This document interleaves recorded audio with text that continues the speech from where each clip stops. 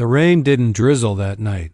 It punished the earth, heavy and relentless, like the footsteps of the past chasing Ava down the alleys of Maddox. She walked quickly, head down, backpack clutched like a shield. Neon signs bled into the puddles, liquor stores, bail bonds, broken dreams. Maddox was a forgotten town in a rusted part of America, where steel mills once thrived and now just stood hollow like grave markers. She hadn't planned on stopping here, but her car gave up on the highway just outside town, and the nearest mechanic told her it would take weeks to fix it. Weeks she didn't have. Ava Harris, 23, was used to the weight of silence. She was used to walking past groups of men without making eye contact, used to calculating exits in every room she entered. Her deep brown eyes were always scanning, observing, watching. She looked unassuming, slim frame, curly hair tied into a tight bun, long sleeves despite the summer heat. But underneath the silence was something ferocious, something she had buried, something even she feared. The Steel Vultures Bar stood at the edge of the industrial ruins, a place where the air reeked of engine oil, stale beer, and threats. Ava was desperate, tired, and broke. She asked the bartender, a wiry, cigarette-smelling man named Vince, if they were hiring. He looked her up and down, then gave a smile. That made her stomach twist. She's got fire, Vince told a man at the back table that night. Let's see if it burns. That man was Ridge leader of the Hellfangs, a local biker gang known for drug smuggling, extortion, and making people disappear. Ridge was massive, with a beard like barbed wire and eyes like cold steel. He said nothing when Ava was introduced, just nodded. She was hired. Only later did Ava realize this wasn't a job offer. It was ownership.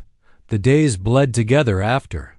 That, clean tables, serve drinks. Don't talk unless spoken to.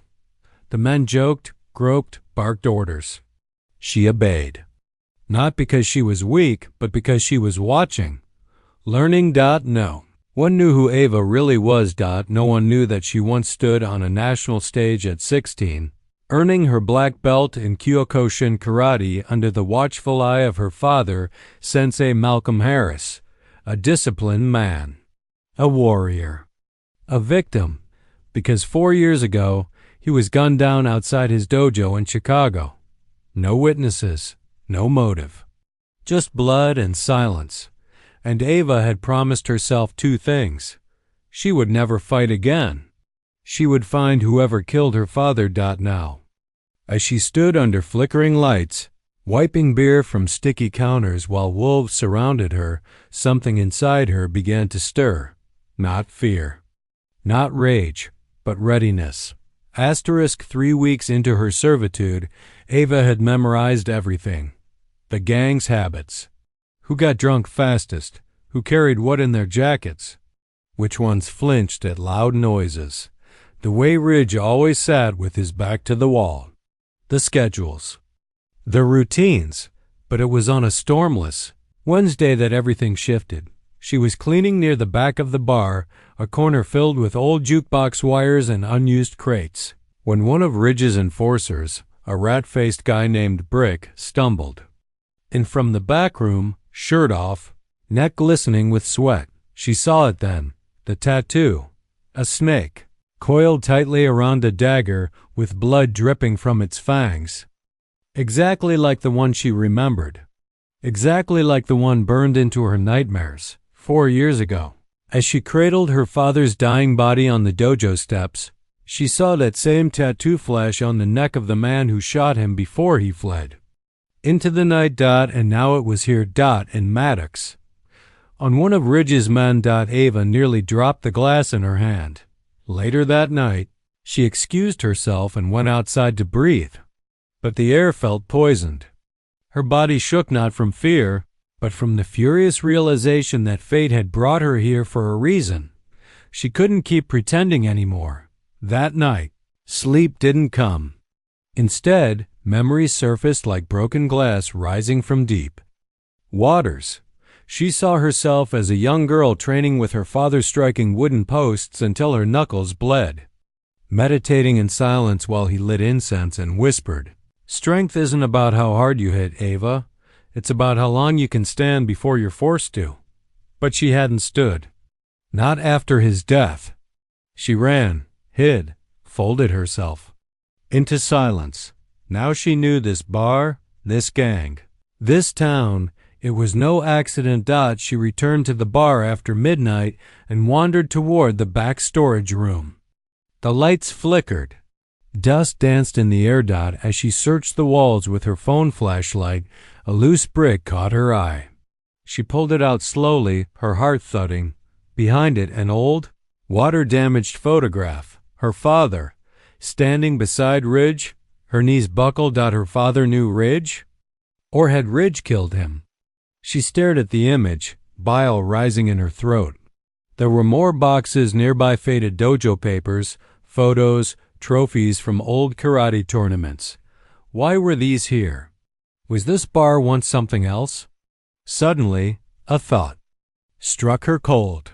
Did Ridge kill her father because he refused something? Betrayed something? The mystery was deeper than she had imagined. For the next few days, Ava changed. She still served drinks, still avoided eye contact, still let the bikers think she was harmless. But every night, she trained in secret. Atop an abandoned warehouse roof near the outskirts of Maddox, she moved through her kata. Her kicks sliced the air. Her fists thudded against makeshift punching bags she'd built from duct tape and gravel sacks. Pain came back. Discipline returned. Breathing aligned. The flame grew, but her emotions weren't so simple. In the quiet, she questioned everything. Was she doing this for justice? Revenge? Survival? Was she ready to fight again? Could she kill if she had to? She didn't know, but she had no choice, because now it wasn't just about her father. She had discovered something dark, something bigger, and the Hellfangs had no idea they'd invited a weapon into their den. Asterisk. The next week moved like a coiled spring, quiet, tense, vibrating with potential danger. Ava kept her head down at the bar, but her eyes missed nothing. She noticed Ridge had started making late-night calls. His voice grew sharper. Barked orders. Code words. Packages. Drop-offs. Pressure was rising. The Hellfangs weren't just local thugs. They were part of something larger. Then came the night that changed everything. A man entered the bar Ava had never seen before. Clean-cut. Out of place. He didn't drink. Just scanned the room, sat down near the back, and spoke softly with Ridge for 10 minutes before disappearing into the night. Ava followed. Quiet steps. Years of dojo stealth. She trailed the man behind the junkyard and saw him toss a duffel bag into the back of a black SUV. He turned. "You following me?" he asked, voice cool but alert. Ava froze. Just walking, she muttered. But the man stepped closer. Something flickered in his eyes, a test. "You don't belong here, do you?" Ava didn't respond. He didn't push further.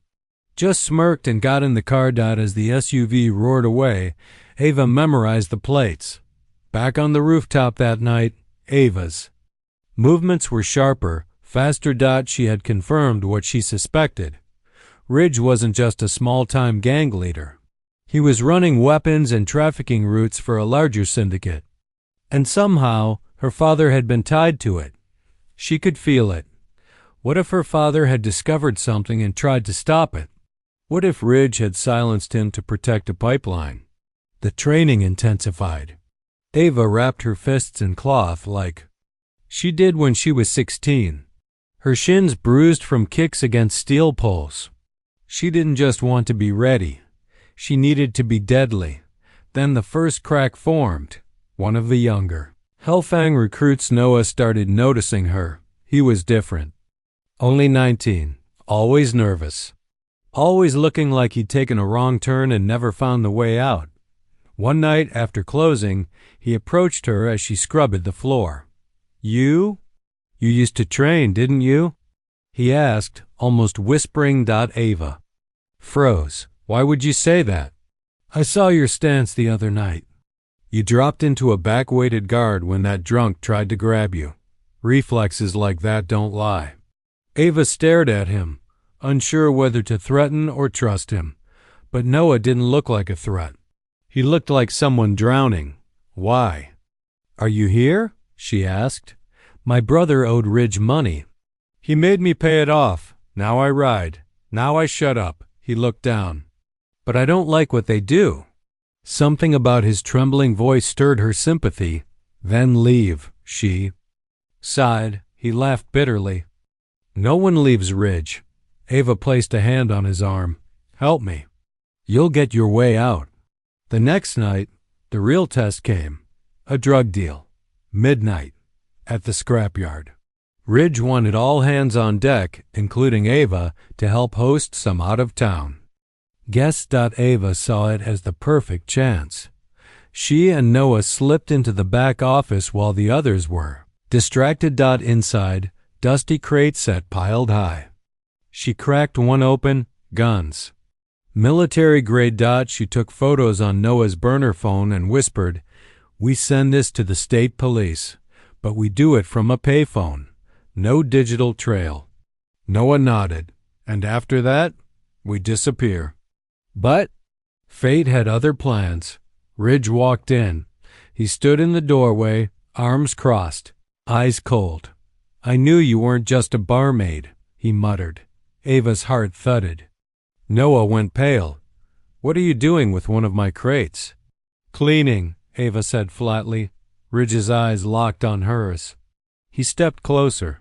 Then, without warning, he grabbed her arm, twisting it behind her back. You think I'm stupid? Noah shouted. Let her go. Ridge drew a knife, pressed it against her ribs. Try me again, girl. I'll carve your spine out. Ava didn't scream, didn't cry. She stared into his eyes, full of ice. But not today. Today wasn't the fight. Today was the setup. She let him push her to the ground. Ridge spat near her and stormed out. Noah whispered, Are you okay? Ava sat up, flexing her fingers. I'm done hiding. The next day, the town of Maddox woke up to fog and silence. Ava walked the cracked sidewalk toward the ruins of an old brick building, the remains of her father's dojo. The walls were charred. The wooden training floor was long gone. Ivy had crept in through shattered windows, and graffiti bled across the foundation. But she remembered every inch. This was where she became who she was. She stepped into the center of what once was the sparring ring and fell to her knees. The ghosts of her past surrounded her. Her father's firm voice, the thud of fists hitting pads, the smell of incense and sweat. She pulled a photograph from her pocket, the one she found behind the bar. Her father stood beside Ridge, smiling. Younger, proud. She stared at it for minutes, rain soaking into the paper and her hair. Then the tears came, quiet, powerful, years in the making. You were friends with him. You trusted him, and he betrayed you. Her cries weren't soft. They were primal, choked with regret and rage. I should have fought, she screamed. I should have stayed. She pounded the wet ground with her fists, mud caking her hands. You told me control was power, Dad, but I let it all go. A memory struck her. She was 15. In the middle of a grueling match, bruised and exhausted. She wanted to quit. Her father had whispered in her ear, You can quit when the fight's over, not when it's hard. The words exploded through her like lightning. She stood in that moment. Something changed. Her grief crystallized into purpose. The Ava who had run was gone. This Ava, this warrior, was awake. She returned to her tiny apartment and opened the floorboards where she'd hidden a single wooden box. Inside was her black belt, folded perfectly, untouched since the funeral. She tied it around her waist. The cloth felt like fire and memory. That night, On the rooftop under the stars, she didn't just train. She prepared for war. Meanwhile, inside Steel Vulture's bar, Ridge paced in his office. He was growing paranoid. The drop-off had gone wrong last night. Someone had tipped off a patrol car. No arrests, but questions were being asked. He grabbed Brick by the collar. "Someone's talking," Ridge hissed.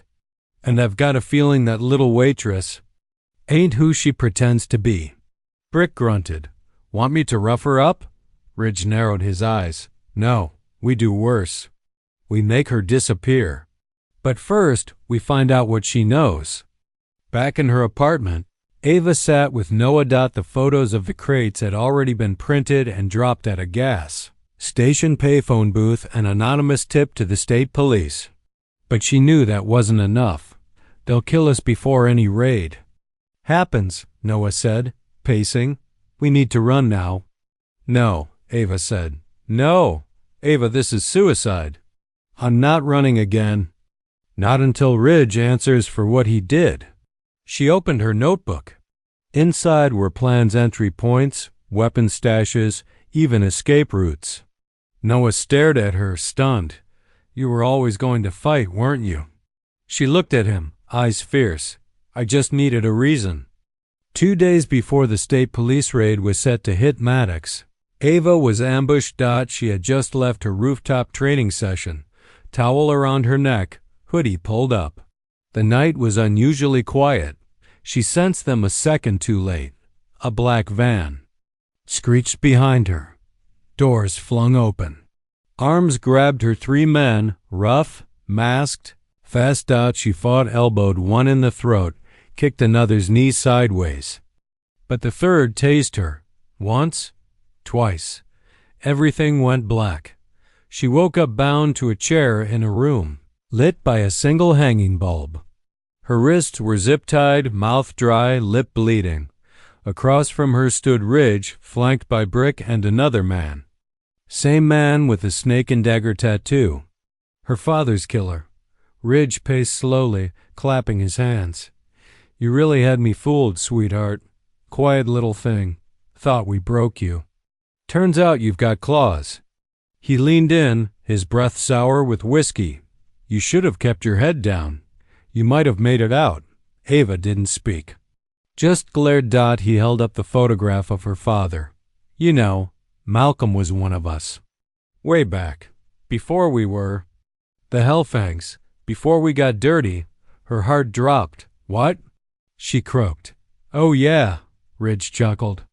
"Your old man trained us back when we were just punk kids trying to stay out of jail.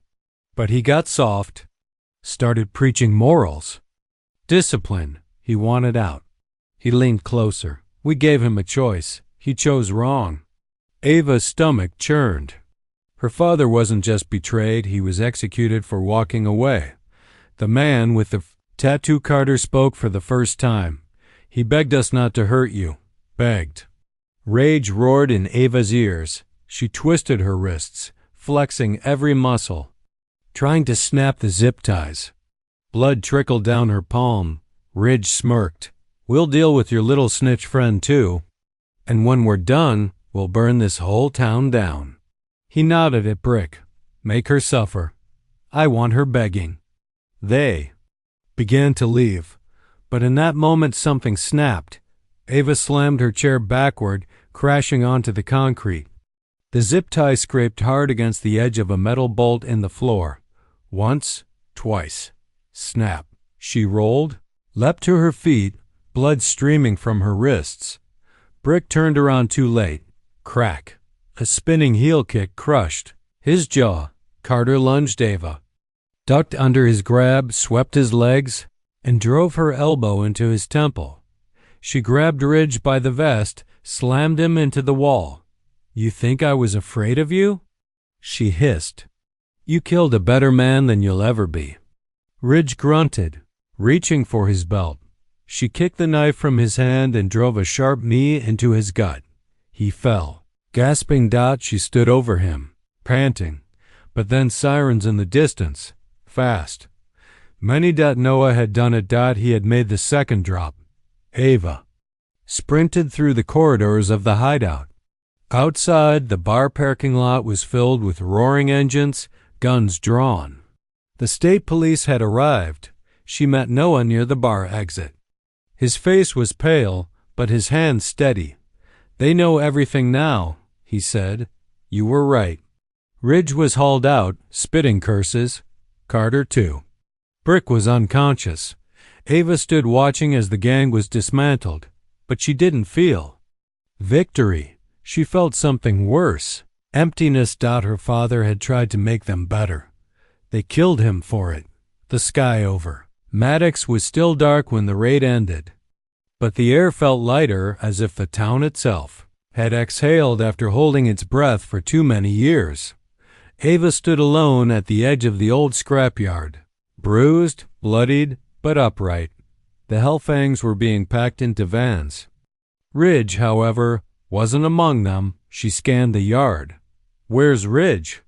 she asked one of the officers. The cop, distracted, shook his head. "He got away in the chaos. We're locking down exits." Ava's fists clenched. No, not again. He wasn't escaping. Not like her father's killer had. Back at the dojo ruins, the wind howled through the broken beams. Ridge stood inside, bleeding, panting. A small revolver trembled in his hand. His bike lay hidden in the alley nearby. He planned to vanish. Start over in another town. He'd done it before, but something made him stop here. Maybe it was nostalgia. Maybe it was pride. Maybe it was fear. Then footsteps. Ava entered the doorway. Slowly. Rain dripped from her hoodie. Her belt was tied tight at her waist. Her eyes locked on his. "No cops?" Ridge smirked. "Didn't expect that from you." "I'm not here for justice," Ava said. "No?" he scoffed. "Then why?"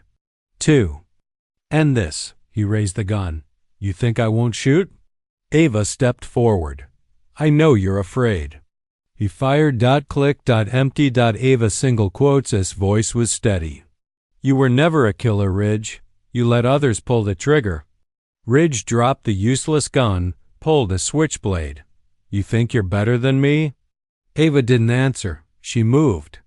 Blade sliced through the air. Ava ducked, countered with a side kick that slammed into his ribs. He staggered. She didn't relent. Strike, block, elbow, sweep. He was stronger, bigger, but she was faster, sharper, focused. Every movement was precision. Every attack a piece of her soul unleashed. Ridge tackled her into a beam. She gasped. The blade slashed her arm. Blood soaked her sleeve. He sneered. "You think your daddy would be proud of this?" She saw red. "You don't speak his name." With a scream, she twisted, broke his wrist, and sent the blade flying. She drove him backward with a roundhouse kick, then leapt flying knee to the chest. Ridge hit the ground hard. She stood over him. Chest heaving. He coughed, blood in his mouth. "Do it. Finish it." Her hands trembled. She could. She could end him right here. She could make the nightmares stop. But then she heard her father's voice, not a memory, but a presence inside her. "Your strength is in your control. Let the world see who you are not, who they tried to make you." Ava dropped to her knees, breath catching. She looked Ridge in the eyes. "I'm not you," she whispered. And then she walked away. Outside, the police finally arrived. She handed them the blade and pointed inside. "He's waiting." 3 weeks later, the town of Maddox felt like a different place. The Steel Vultures bar had been bulldozed. The property was seized and turned over to the state. The scrapyard was cleared. The police presence faded slowly, like smoke after a long fire. The Hellfangs were no more. And Ava? She stood in the middle of a dusty lot where fresh wood beams rose in the outline of something new. Something old, but reborn. The dojo. She was rebuilding it. No longer as Malcolm Harris' daughter, but as Sensei Ava. Children from the neighborhood now came after school. Some brought their parents. Some just watched quietly at first, and then, slowly they joined, one by one. On the wall she hung photos of her father, his black belt, the old dojo's sparring tournaments. Her mother even visited from out of state, silent tears in her eyes as she saw her daughter teaching again. It wasn't just a building. It was healing. Noah helped every day. He had left the gang life behind entirely. He enrolled in a community college course in criminal justice. Feels weird being on the good side. He told her one night as they closed up the construction site, "You were always meant to be." Ava said. He smiled. So were you. They didn't talk about the past often. Some wounds didn't need words, just time and quiet understanding. That night, Ava walked alone through the field behind the dojo, where her father used to take her for runs. She stopped under a tree, the same place where he once told her, "You'll never need to prove your strength. The right people will see it." She closed her eyes. Let the wind run through her hair. Let the silence speak. And for the first time in years, she didn't feel like she was surviving. She felt like she was living.